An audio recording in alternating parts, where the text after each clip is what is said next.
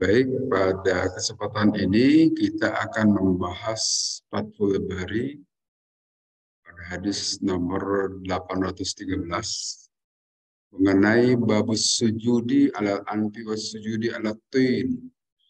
Bab mengenai sujud di atas hidung dan sujud di atas tanah. Haddatsana Musa qala haddatsana Hammam an Yahya an Abi Salamah qala intolaqtu. Kata Abu Salamah, saya telah berjalan ila Abi Sa'idin kepada Abu Sa'id Al-Khudri. Fakultu, maka aku berkata, ala takhruju, bukankah engkau telah keluar bina beserta kami ilan nakhili ke sebuah kurma natahaddasu. Marilah kita keluar gitu untuk mengobrol-ngobrol di bawah pohon. Khorja, maka keluarlah Abu Sa'id, sahabat Nabi. Akhwala, kemudian Abu Sa'id berkata, kultu, aku berkata, hadis nih, coba engkau ceritakan, kata Abu Salamah ini. Ma, apa samita yang telah engkau dengar minan Nabi, dari Nabi SAW, bi Lailatul Qadri, perihal Lailatul Qadar, malam Qadar. Ola, berkata itu Abu Sa'id Al-Khudri, iktakafa, telah iktikaf, berdiam diri di masjid. Siapa? Rasulullah SAW. Ashrul awali, 10 hari pertama min Ramadan, dari bulan Ramadan. Wa takafna, dan kami semua juga ikut iktikaf. Ma'ahu, beserta Nabi Sallallahu Alaihi Wasallam. Atahu, maka datang kepada Nabi siapa? Jibrilu, malaikat Jibril. Pakola, berkata Jibril, innalladzi, sesungguhnya waktu yang engkau cari sebagai tempat itikaf itu, atau waktu itikaf itu, tatlubu, yang engkau cari, ama, maka ada di depanmu. Takafa, maka itikaflah Nabi asyro al-sato, 10 hari di pertengahan. Takafna, maka kami semua juga itikaf mahu beserta Nabi pada tanggal belasan. Tahu, maka datang lagi kepada Nabi siapa? Jibril, malaikat Jibril. Pakola, berkata Jibril, innalladzi, punya waktu itikaf yang engkau cari, tatlubu, yang engkau cari, ama, maka ada di depanmu. Oma, maka berdiri siapa? Nabi SAW, khotiban, sambil khutbah, sambil pidato Nabi, sobihatan, pada waktu sobihata isyrina, pada subuh tanggal 20 bin Ramadan, dari bulan Ramadan. Akola, maka beliau bersabda, man, siapa orang, karena ada itu orang, iktakafa, beriktikaf itu orang, ma'an Nabi beserta Nabi SAW, palyarji, maka hendaklah kembali lagi. Pak ini, karena sesungguhnya aku, uridu, diperlihatkan padaku dalam mimpi, Lailatul Qadar, perihal Lailatul Qadar. Pak ini, dan sesungguhnya aku nusi Tuhan, aku lupa mengenai itu Lailatul Qadar. Bahwa ada sungguhnya itu Lailatul Qadar itu fil ashril awakhiri, berada pada 10 hari terakhir min fi witrin, di malam-malam ganjil. Bahwa ini, dan sesungguhnya aku roa itu, aku melihat keani, sesungguhnya aku ini asjudu, sujud aku ini fitinin, di atas air, wamain, dan di atas tanah, wamain, dan di atas air.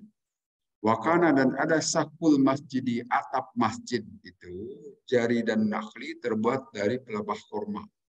Wama, dan apa-apa, naro, yang terlihat sama di langit, syai'an, sesuatu. Ada sesuatu yang dilihat di atas. Fajaat, maka datanglah qas'atun, satu kagetan, umtirna, maka kami semua waktu itu datang kondisi hujan gitu. Fasolah, maka sholatlah bina beserta kami siapa? Nabi SAW, mata itu, sehingga aku melihat asarot ini, bekas-bekas tanah, wal ma'id, dan bekas air, ala jabhati Rasulullah, di dahi Rasulullah SAW, wa aro, dan aku melihat, wa aro nabat tahu tasdiqur ru'yahu, dan aku melihat bekas-bekas mimpi Nabi SAW. Artinya apa yang diceritakan Nabi terlihat juga oleh para sahabat. Hadis ini bercerita sesungguhnya diletakkan di sini oleh Imam Bukhari sebagai penjelasan bahwa sujud itu harus lengkap di atas dahi dan hidung gitu. Seperti yang sudah dibahas sebelumnya. Tetapi di sini berita lain yang bisa kita peroleh mengenai Lailatul Qadar. Insya Allah sekitar 3 bulan lagi kita akan masuk, 3 bulan kurang ya, akan masuk ke bulan Ramadan. Nah, di situ ada Lailatul Qadar. Di sini menguatkan pemahaman kita selama ini. Sesungguhnya Nabi SAW telah iktikaf selama sebulan penuh gitu lah. Nah, kemudian pada malam-malam 10 pertama, Nabi didatangi oleh malaikat Jibril yang mengabarkan bahwa Lailatul Qadar yang kau cari pada saat iktikaf itu bukan pada malam-malam pertama bulan Ramadan, tetapi ada di depanmu. Maka Nabi SAW melakukan iktikaf itu pada tanggal belasan atau 10 di tengah-tengah tanggal belasan itu. Ternyata malaikat Jibril datang lagi, bukan juga di tanggal-tanggal ini, tetapi di 10 hari terakhir. Yaitu pada malam-malam ganjil. Begitu kata malaikat Jibril mengenai Lailatul Qadar yang biasa dicari oleh para muktakif, orang-orang yang beriktikaf. Innalladzi tatlubu amamaka. Sesungguhnya yang kau cari Lailatul Qadar itu ada di depanmu. Maka Nabi SAW pagi-pagi beliau tanggal 20 bulan Ramadan pidato di depan para sahabat. Siapa yang mau itikaf kembali, datanglah kembali lagi. Mulai besok semuanya itikaf itu pada 10 malam hari terakhir. Gitu. Wa inna fil ashril awakhir, semuanya Lailatul Qadar itu ada di 10 malam hari terakhir fi witrin, di malam-malam ganjil. Tetapi di sini hadis ini berkaitan dengan persoalan sujud.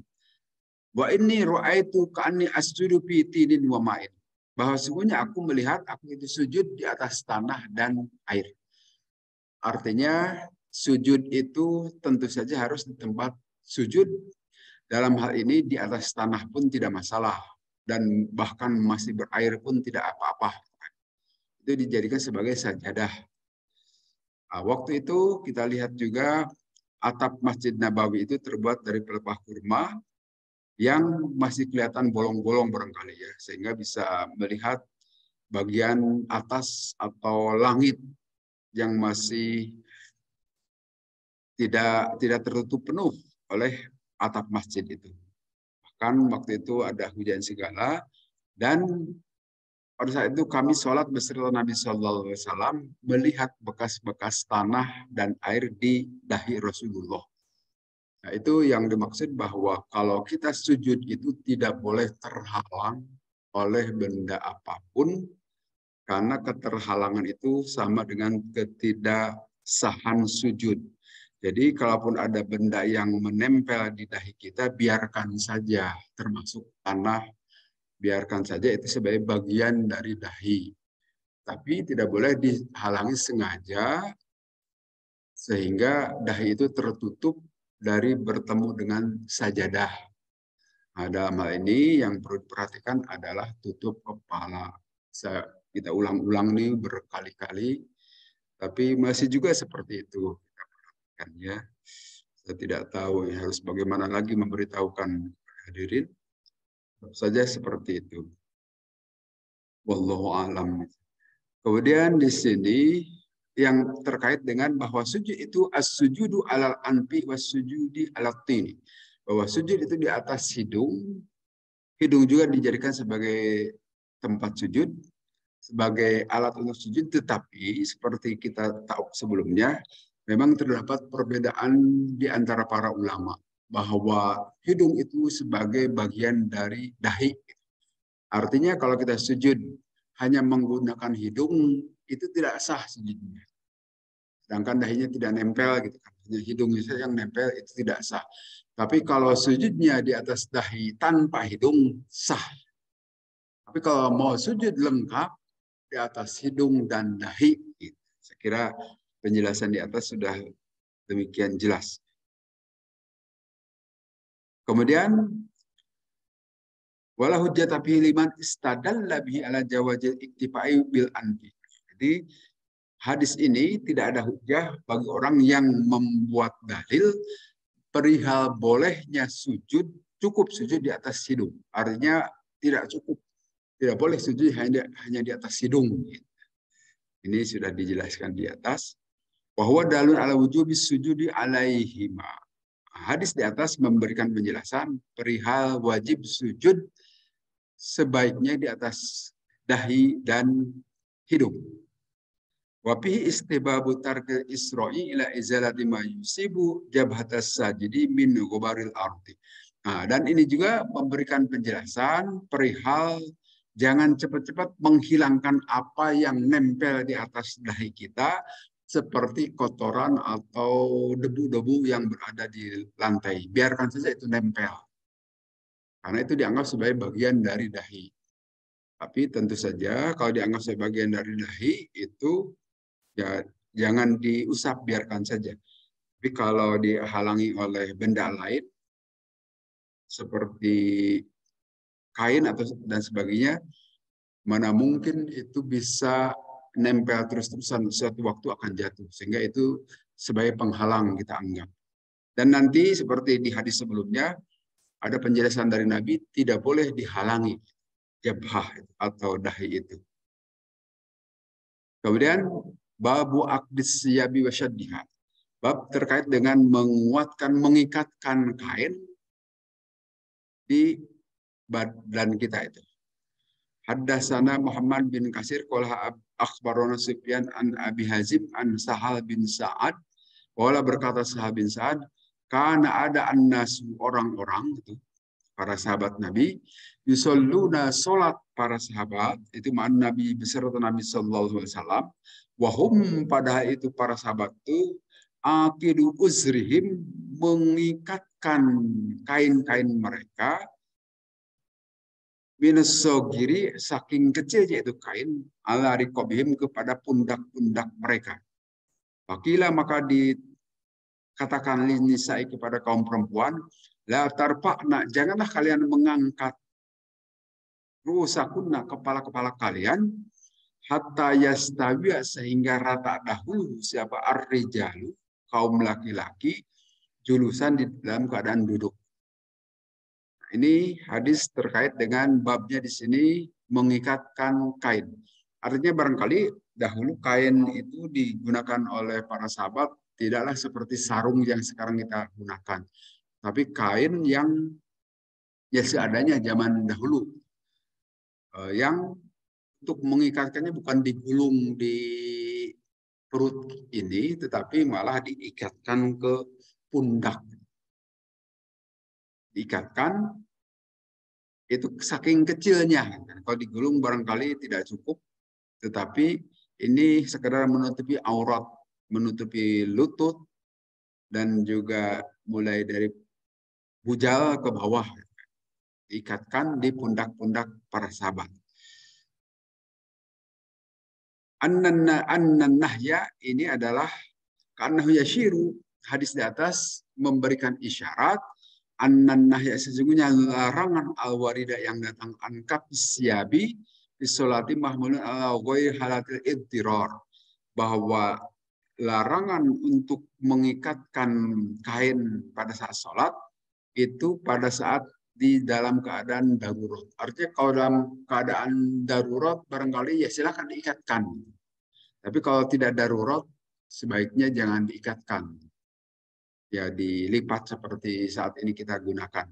Karena kain yang kita gunakan, sarung yang kita pakai itu ya sekarang memang sarung untuk sholat. Lebih lebar. Nah, kalau dahulu kain-kain yang digunakan para sahabat memang tujuannya bukan untuk sholat, tetapi sebagai penutup bagi para sahabat saja. Kemudian anhar kata sujudi, sungguhnya pergerakan sujud berrobi dan bangkitnya itu minhu dari sujud, tashalu ma'adhum misyabi, wa aqdiha lama irsaliha wasaddiha. Wasaddun laha. Sungguhnya itu memudahkan untuk mengikatkan pakaian atau kain dan mengumpulkan kain dan mengikatkannya, bukan untuk melepaskannya. Ini memang yang dilakukan oleh para sahabat, bagaimana supaya tidak lepas itu kain itu dari badannya. Nah, salah satu caranya diikatkan. Apakah diikatkannya pakai kain itu sendiri atau pakai tali? Tidak ada penjelasan di sini. Nampaknya itu adalah bagaimana untuk mengatasi supaya kain itu tidak jatuh dari badannya.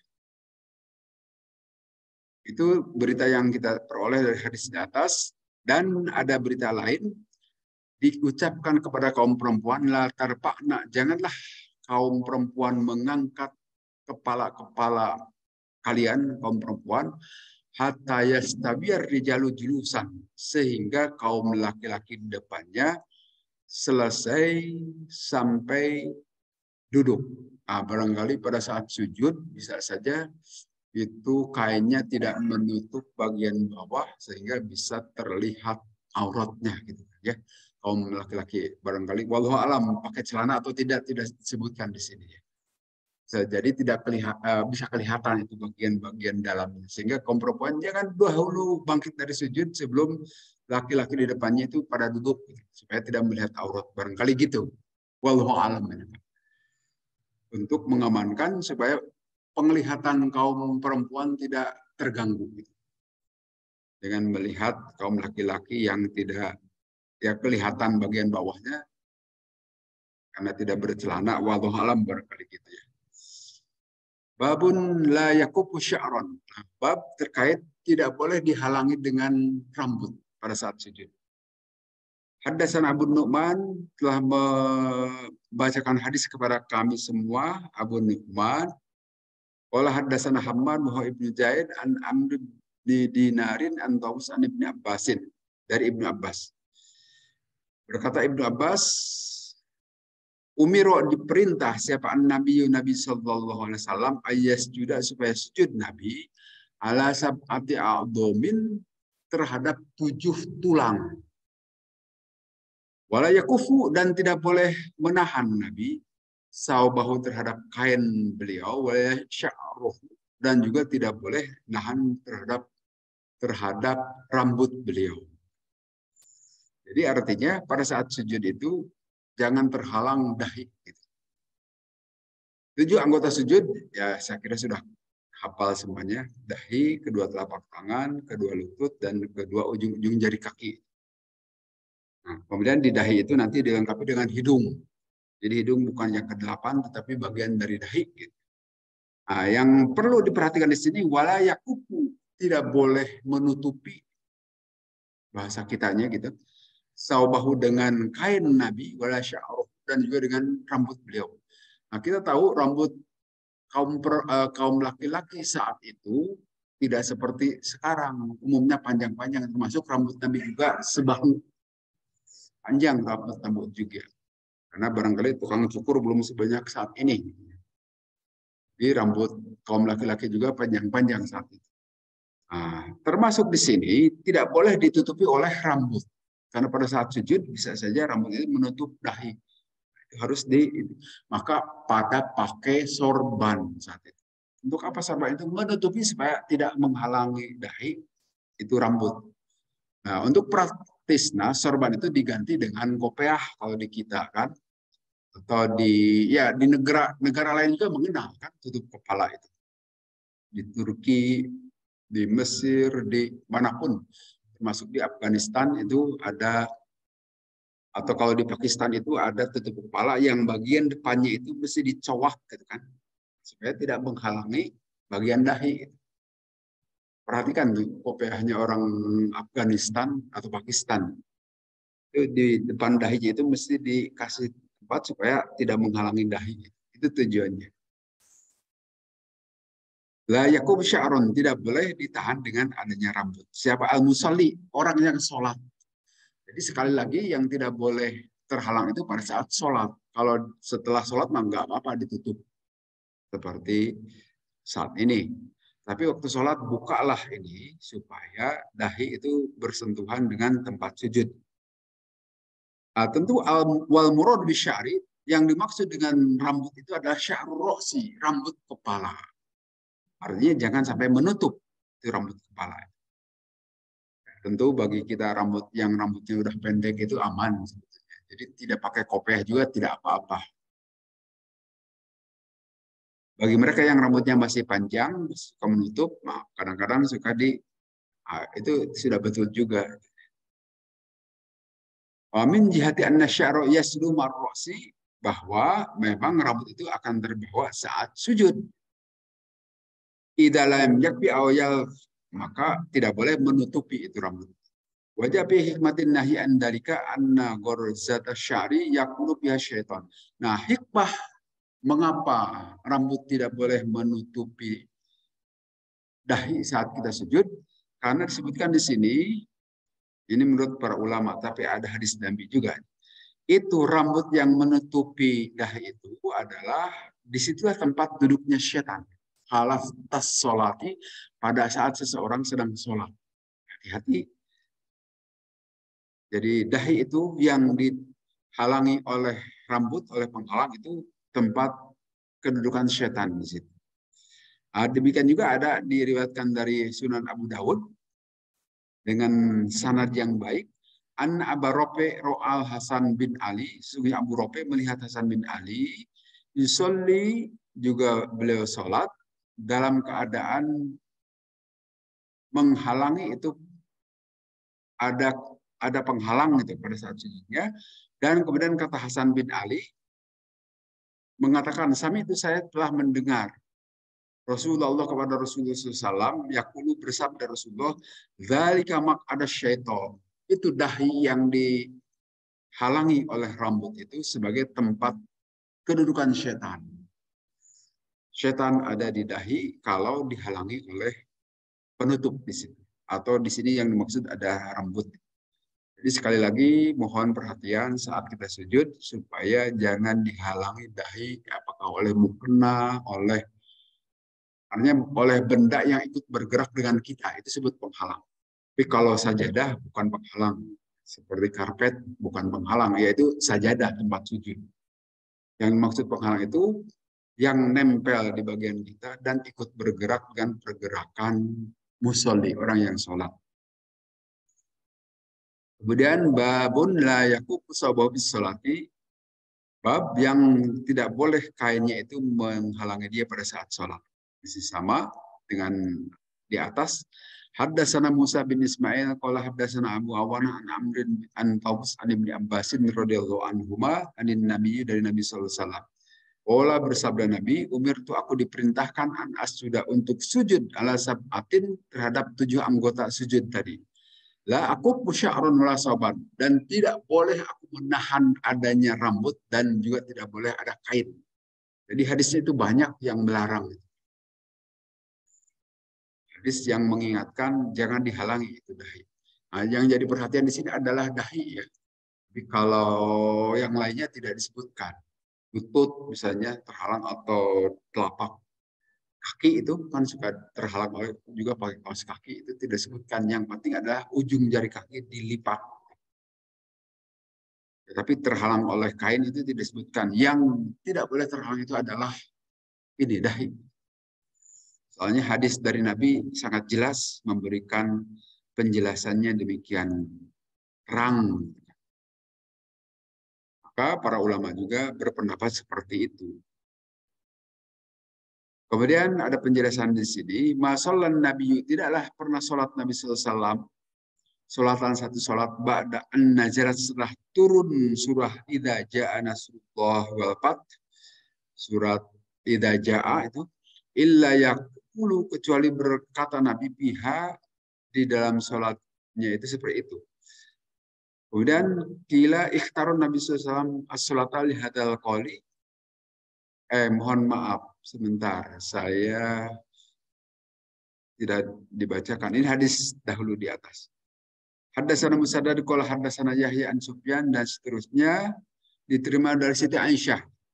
Annaha, sungguhnya Siti Aisyah, qalat, berkata Siti Aisyah, Karena ada an-nabiyyu Nabi sallallahu alaihi wasallam yuksiru membanyakkan Nabi ayyakula untuk mengucapkan fi ruku'ihi di saat ruku wa sujudi dan saat sujud itu ucapan subhanakallahumma rabbuna wa bihamdika Allahumma ighfirli.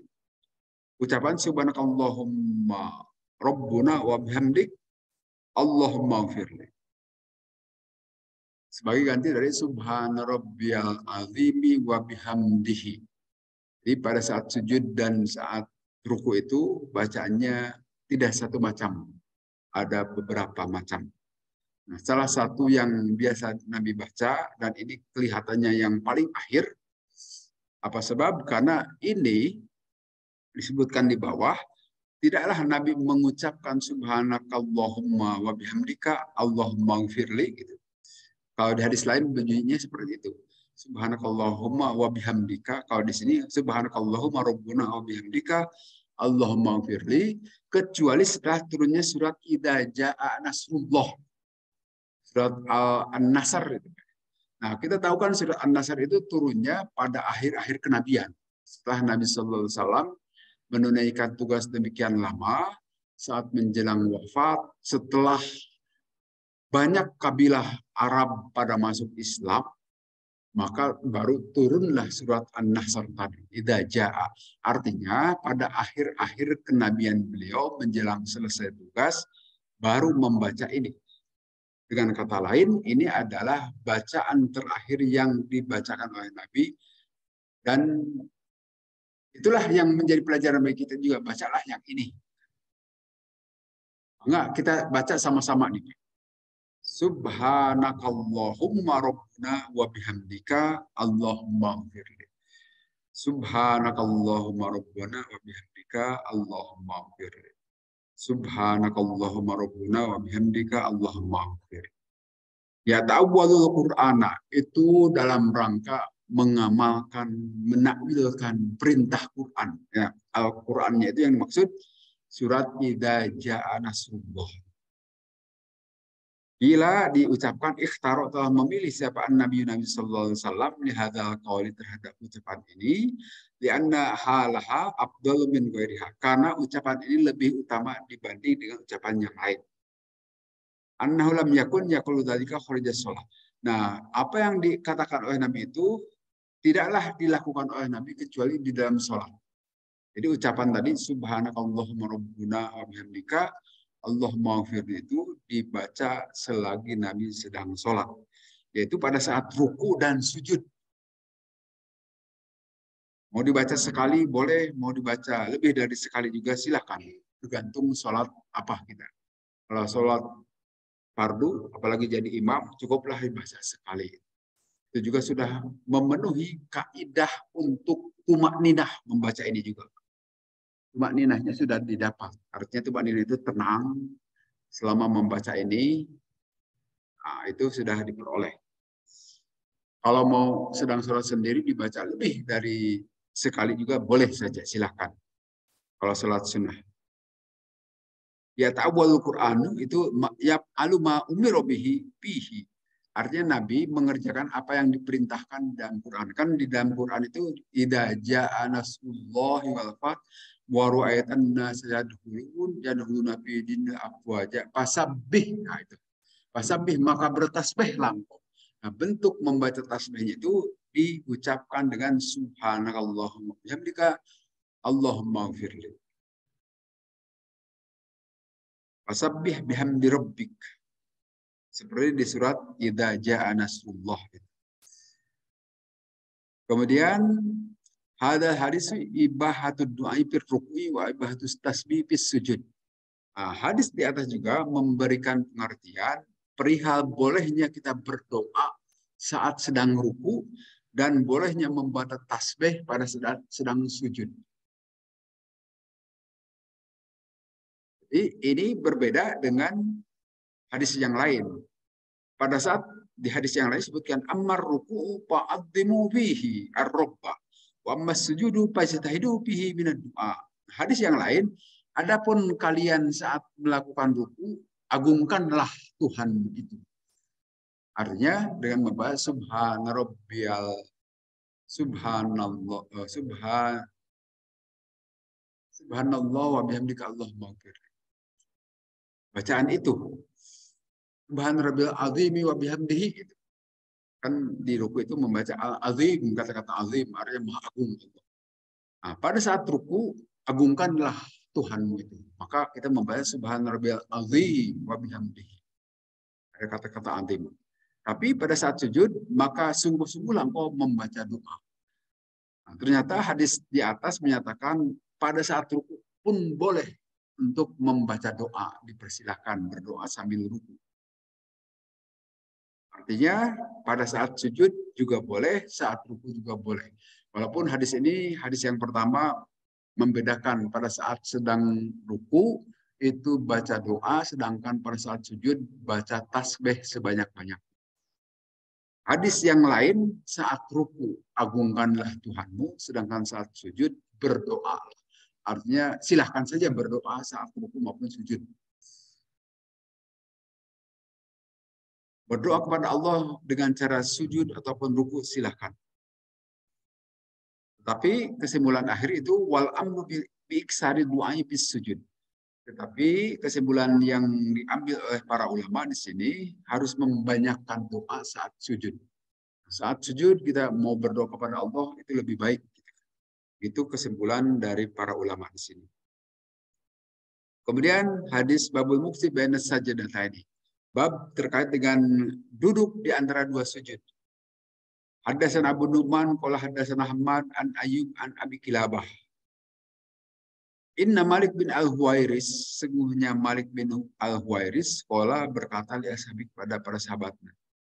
Ala unabbiikum, ingatlah akan aku beritahukan kepada kalian semua salat Rasulillah, salat Rasulullah sallallahu alaihi wasallam. Qala wa za kategorihi ni salatin. Nah, dan itu kejadiannya di luar salat. Maka berdiri itu Abu Malik bin Huwairis, summa raka'a kemudian ruku, maka takbir itu Malik bin Huwairis, summa raka'a kemudian mengangkat Malik bin Huwairis ra'sahu terhadap kepalanya, maka berdiri itu Malik bin Huwairis hunayyatan sebentar, summa sajada kemudian sujud Malik bin Huwairis, summa raka'a kemudian mengangkat ra'sahu kepala beliau hunayyatan juga sebentar. Fasolla maka sholat itu Malik bin Huwairis sholat Amr bin Salamah seperti sholat Amr bin Salamah syekhina guru kita semua ada yang ini. Wala berkata Ayyub karena ada itu rawi hadis yap alu mengerjakan syai'an sesuatu lam arhum yang belum pernah aku lihat yap alu nahu para sahabat mengerjakannya. Karena yakudu ada itu Malik bin Huwairis yakudu duduk pisalisati pada rakaat ketiga awit robiah atau rakaat keempat.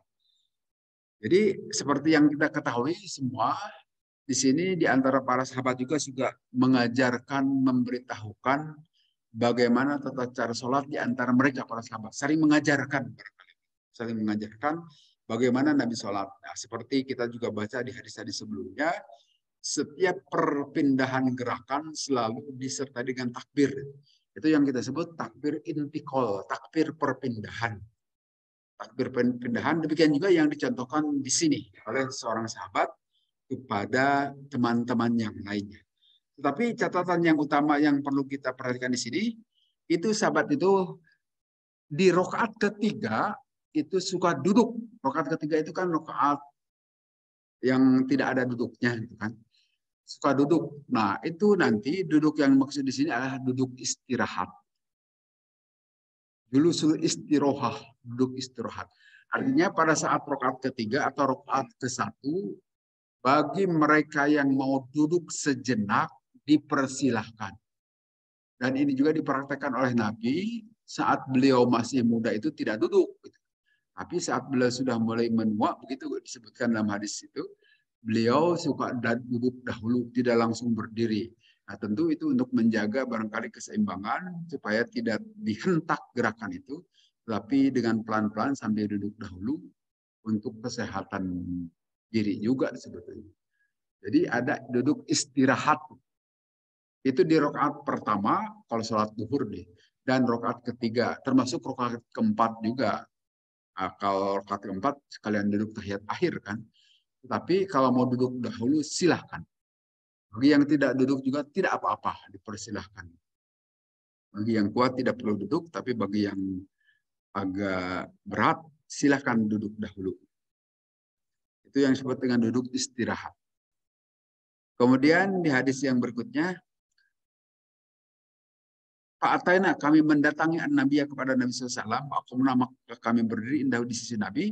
Pakola, maka bersabda Nabi, lawal rojatum, kalaulah kalian semua kembali ahlikum kepada keluargamu, soddu, kalian sholat takada pihi nikada. Sholat ini di tempat atau di waktu ini. Soddu sholat takada pihi nikada. Sholatlah kalian beserta keluarga kalian itu, sholat demikian pada waktu demikian. Aidah hadirat, maka apabila hadir telah datang as-salatu waktu salat, layu adzin, maka hendaklah adzan siapa ahadukum, salah seorang di antara kalian, wal ya ummakum, dan hendaknya mengimami salah seorang di antara kalian. Mengimami di antara kalian itu siapa? Akbarukum, yang paling tua, yang paling senior di antara kalian. Ini saya kira pelajaran yang biasa kita dapatkan. Jadi sholat itu bukan hanya di masjid saja. Kalau kalian jauh dari masjid, tetap di rumah itu lakukan sholat, gitu kira-kira yang maksud Nabi. Karena pada zaman Nabi itu kita tahu masjid yang ada di kota Madinah itu hanya satu saja, Masjid Nabawi. Sedangkan para sahabat ada yang rumahnya barangkali jauh dari Masjid Nabawi, sehingga tidak sempat lagi datang ke masjid. Nanti kalau waktu sholat tiba, kau adan di rumah kalian dan ajak keluarga kalian untuk sholat berjamaah. Jika dalam hal ini tetap usahakan sholat itu berjamaah walaupun dengan keluarga. Silahkan. Kalau yang masjidnya jauh, kalau masjidnya dekat, maka datang saja ke masjid. Kemudian haddatsana Muhammad bin Abdul Rahim, qala haddatsana Abu Ahmad Muhammad bin Abdullah Az-Zubairi, qala haddatsana Mis'ar anil Hakam, dan seterusnya dari Abi Laila, dari Barok. Qala berkata Barok, karena ada sujud Nabi sallallahu alaihi wasallam, dan ruku Nabi sallallahu alaihi wasallam, wa qu'uduhu, dan duduk Nabi sallallahu alaihi wasallam, baina sajadatani, di antara dua sujud itu, qoriban, dekat, minas sama'i, dari samaknya. Jadi lama beliau ruku, nah ini juga seperti sudah dijelaskan di hadis ini sebelumnya, ini diulang-ulang saja. Tetapi redaksinya beda. Menunjukkan bahwa ini hadis. Kalau redaksinya sama diulang-ulang, nah itu baru barangkali perlu dipertanyakan. Tapi ini redaksinya beda. Hanya beritanya sama. Yaitu Nabi kalau ruku, kemudian kalau sujud, demikian duduk di antara dua sujud, itu waktunya tidak terlalu lama, dalam arti sama antara waktu ruku, waktu sujud, dan duduk di antara dua sujud. Tidak terlalu lama. Ya seperti yang sudah kita lakukan, insya Allah sudah benar itu, Pak. Karena berita dari hadis Nabi begitu. Insya Allah apa yang sudah kita praktekkan selama ini cocok, sudah kita kalibrasi dengan hadis-hadis Nabi ini. Sehingga lebih mendekati apa yang disebutkan oleh Nabi. Soal lama dan sebentarnya itu tergantung. Kalau kita sholat berjamaah, betul jangan lama. Tapi kalau sholat sendirian, silahkan. Mau 5 menit juga sujud, mau 5 menit juga ruku, boleh saja. Tapi kalau sholat berjamaah, jangan terlalu lama. Nanti ada yang dehem di belakang soalnya. Ada jamaah yang sudah tidak sabar, gitu. Lama amat.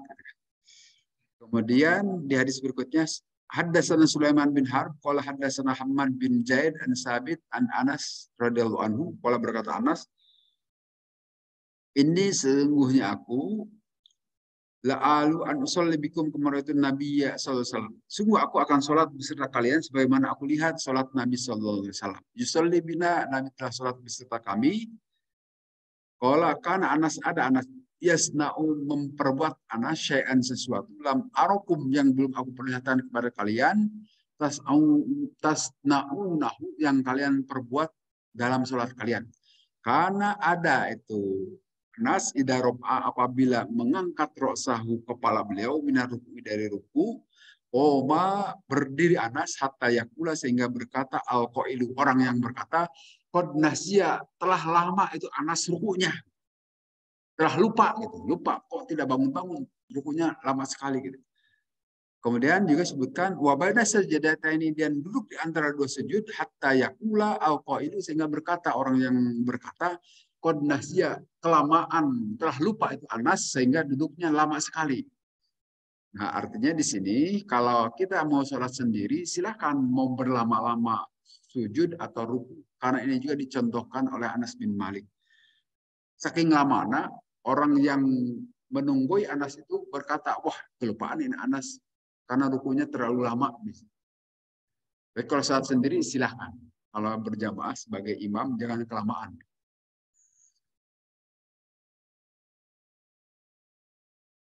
Itu saya kira tadi sudah dijelaskan mengenai duduk istirahat dan satu istirohah. Itu dikenal ya.